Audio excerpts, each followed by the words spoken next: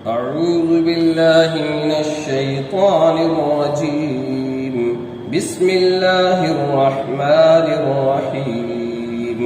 يا أيها الذين آمنوا إن جاءكم فاسق بنبأ فتبينوا أن تصيبوا قوما بجهالة فتصبحوا على ما فعلتم نادمين. ترجمہ: اے ایمان والو، اگر آئے تمہارے پاس کوئی گناہگار خبر لے کر تو تحقیق کر لو، کہیں جان نہ پڑو کسی قوم پر نادانی سے، پھر کل کو اپنے کیے پر پچھتانے لگو. خلاصہ تفسیر: اے ایمان والو، اگر کوئی شریر آدمی تمہارے پاس کوئی خبر لائے جس میں کسی کی شکایت ہو تو بدون تحقیق کے اس پر عمل نہ کیا کرو، بلکہ اگر عمل کرنا مقصود ہو تو خوب تحقیق کر لیا کرو. کبھی کسی قوم کو نادانی سے کوئی ضرر نہ پہنچا دو، پھر اپنے کیے پر پچھتانا پڑے. معارف و مسائل. آیت کا شان نزول. اس آیت کے نزول کا واقعہ ابن کثیر میں بحوالہ مسند احمد یہ نقل کیا گیا ہے کہ قبیلہ بنی المستلق کے رئیس حارث بن زرار بن ابی ذرار، جن کی صاحبزادی حضرت جویریہ رضی اللہ عنہا بنت حارث امہات المومنین میں سے ہیں، یہ فرماتے ہیں کہ میں رسول اللہ صلی اللہ علیہ وسلم کی خدمت میں حاضر ہوا تو آپ نے مجھے اسلام کی دعوت دی اور زکوٰۃ ادا کرنے کا حکم دیا. میں نے اسلام کو قبول کیا اور زکوٰۃ ادا کرنے کا اقرار کیا اور عرض کیا کہ اب میں اپنی قوم میں جا کر ان کو بھی اسلام اور ادائے زکوٰۃ کی طرف دعوت دوں گا. جو لوگ میری بات مان لیں گے اور زکوٰۃ ادا کریں گے میں ان کی زکوٰۃ جمع کر لوں گا اور آپ فلاں مہینے کی فلاں تاریخ تک اپنا کوئی قاصد میرے پاس بھیج دیں تاکہ جو رقم زکوٰۃ کی میرے پاس جمع ہو جائے اس کو اس پہ سپرد کر دوں. پھر جب حارث نے حسب وعدہ ایمان لانے والوں کی زکوٰۃ جمع کر لی اور وہ مہینہ اور تاریخ جو قاصد بھیجنے کے لیے طے ہوئی تھی گزر گئی اور آپ کا کوئی قاصد نہ پہنچا تو حارث کو یہ خطرہ پیدا ہوا کہ شاید رسول اللہ صلی اللہ علیہ وسلم ہم سے کسی بات پر ناراض ہیں، ورنہ یہ ممکن نہیں تھا کہ آپ وعدے کے مطابق اپنا آدمی نہ بھیجتے. حارث نے اس خطرے کا ذکر اسلام قبول کرنے والوں کے سرداروں سے کیا اور ارادہ کیا کہ یہ سب رسول اللہ صلی اللہ علیہ وسلم کی خدمت میں حاضر ہو جائیں. ادھر واقعہ یہ ہوا کہ حضرت صلی اللہ علیہ وسلم نے مقررہ تاریخ پر ولید بن عقبہ رضی اللہ عنہ کو اپنا قاصد بنا کر زکوٰۃ وصول کرنے کے لیے بھیج دیا تھا، مگر ولید بن عقبہ رضی اللہ کو راستے میں یہ خیال آیا کہ اس قبیلے کے لوگوں سے میری پرانی دشمنی ہے، کہیں ایسا نہ ہو کہ یہ مجھے قتل کر ڈالے. اس خوف کے سبب وہ راستے ہی سے واپس ہو گئے اور رسول اللہ صلی اللہ علیہ وسلم نے جا کر یہ کہا کہ ان لوگوں نے زکوٰۃ دینے سے انکار کر دیا اور میرے قتل کا ارادہ کیا. اس پر رسول اللہ صلی اللہ علیہ وسلم کو غصہ آیا اور حضرت خالد بن ولید رضی اللہ کو کی سرکردگی میں ایک دستہ مجاہدین کا روانہ کیا. ادھر یہ دستہ مجاہدین کا روانہ ہوا، ادھر سے حارث میں اپنے ساتھیوں کے حضور صلی اللہ علیہ وسلم کی خدمت میں حاضری کے لیے نکلے. مدینہ کے قریب دونوں کی ملاقات ہوئی. حارث نے ان لوگوں سے پوچھا کہ آپ کن لوگوں کی طرف بھیجے گئے ہیں؟ ان لوگوں نے کہا کہ ہم تمہاری طرف بھیجے گئے ہیں. حارث نے سبب پوچھا تو اس کو واقعہ ولید بن عقبہ کے بھیجنے کا اور ان کی واپسی کا بتلایا گیا. اور یہ کہ ولید بن عقبہ نے رسول اللہ صلی اللہ علیہ وسلم کے سامنے یہ بیان دیا ہے کہ بنی المصطلق نے زکوٰۃ دینے سے انکار کر دیا اور میرے قتل کا منصوبہ بنایا۔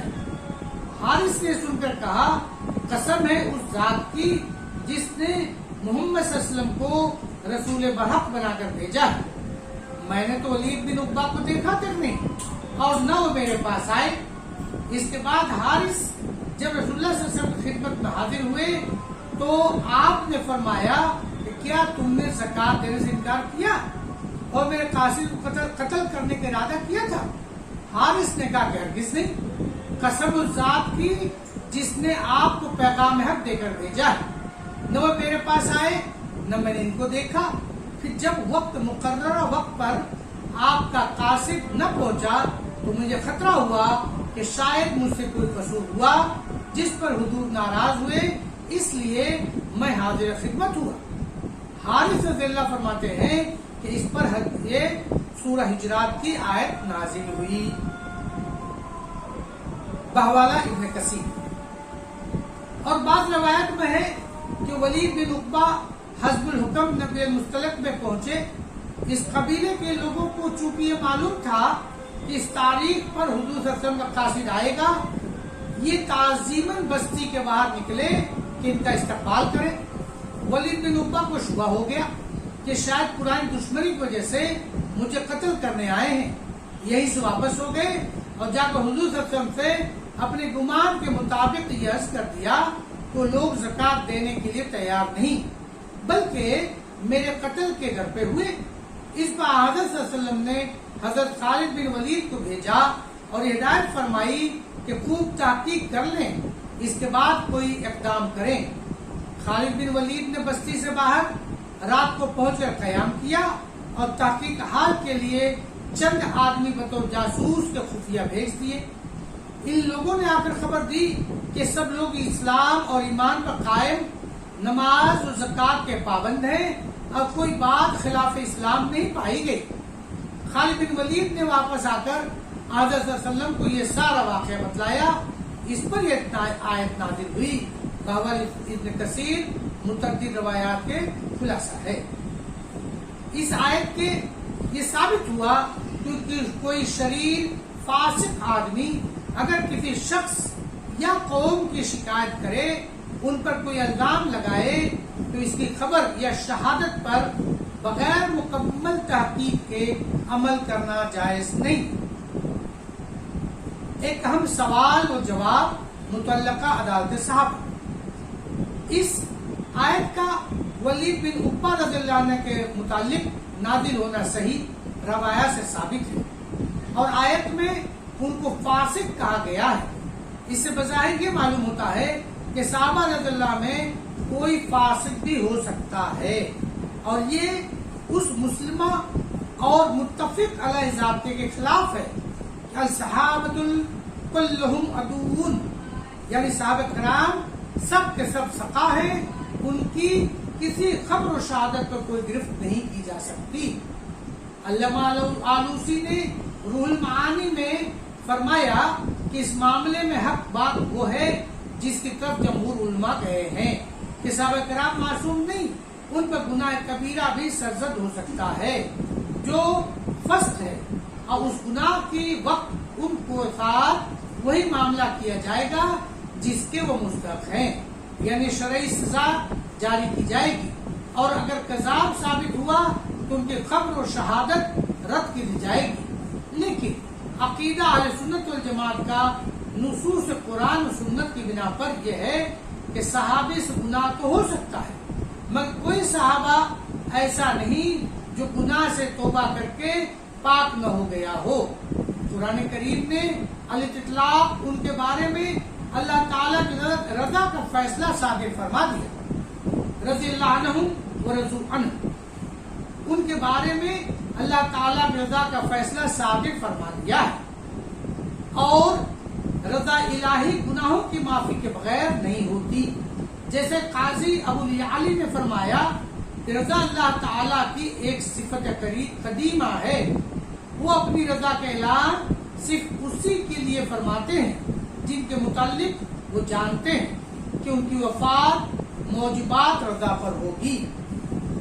خلاصہ یہ کہ صحابہ کرام کی عظیم الشان جماعت میں سے گنے چنے چند آدمیوں سے کبھی کوئی گناہ سرزد ہوا ہے تو ان کو فوراً توبہ نصیب ہوئی ہے۔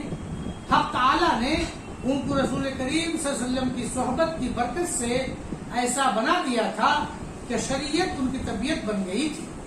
خلاف شرع کوئی کام یا گناہ سرزد ہونا انتہائی شاذ و نادر تھا۔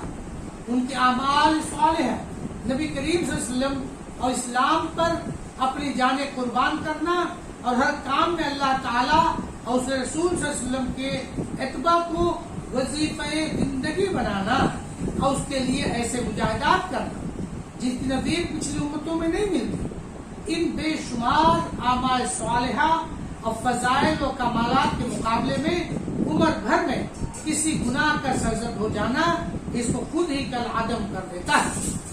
دوسرے اللہ تعالیٰ اور اس رسول صلی اللہ علیہ وسلم کی محبت و عظمت اور ادنا سے گناہ کے وقت ان کا خوف و خشیت اور فوراً توبہ کرنا بلکہ اپنے آپ کو سزا کے لیے خود پیش کر دینا، کہیں اپنے آپ کو مسجد سکون سے باندھ دینا۔